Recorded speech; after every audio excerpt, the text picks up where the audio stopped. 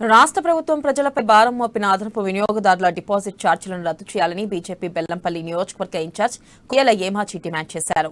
ACD ఛార్జీల వసూలును నిరసిస్తూ BJP ఆధ్వర్యంలో భీమిని తహసీల్దార్ కార్యాలయం ముందు ధర్నా నిర్వహించారు. అనంతరం తహసీల్దార్కు వినతిపత్రం అందజేశారు. ఏ సందర్భంగా సీఎం కేసీఆర్ రాష్ట్ర ప్రజలపై విద్యుత్ భారం మోపడం శోచనీయమన్నారు. ఇక ఎస్సీ ఎస్టీ కాలనీలకు 100 యూనిట్స్ వరకు ఉచితంగా విద్యుత్ సరఫరా చేస్తామని చెప్పిన ప్రభుత్వం వారి వద్ద నుంచి ఛార్జీలు వసూలు చేస్తుందని పేర్కొన్నారు. ఏసీడీ ఛార్జీలను రాష్ట్ర ప్రభుత్వం నుండి వైఖరి నశించాలి.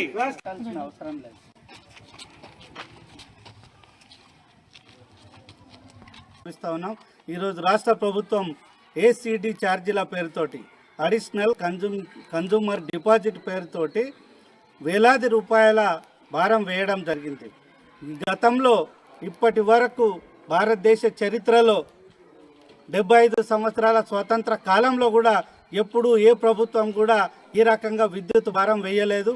గతంలో ఎప్పుడైనా ఉంటే విద్యుత్ ఛార్జీలు పెంచడం జరిగింది, కానీ ఈ రకంగా ఏసీడీ ఛార్జీల పేరుతోటి వేలాది రూపాయలు వసూలు చేసి మరి కోట్ల రూపాయలు ప్రజాధనాన్ని నష్టం చేస్తున్నటువంటి పరిస్థితిని ఈరోజు మొదటిసారిగా చూస్తూ ఉన్నాం.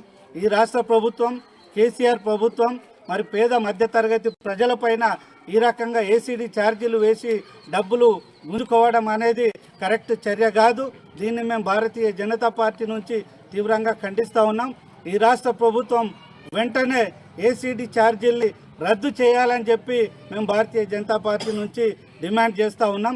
అదేవిధంగా ఈ రాష్ట్ర ప్రజానీకానికి, ఈ బెల్లంపల్లి నియోజకవర్గ ప్రజలకు కూడా మేము భారతీయ జనతా పార్టీ నుంచి అప్పీల్ చేస్తున్నాం.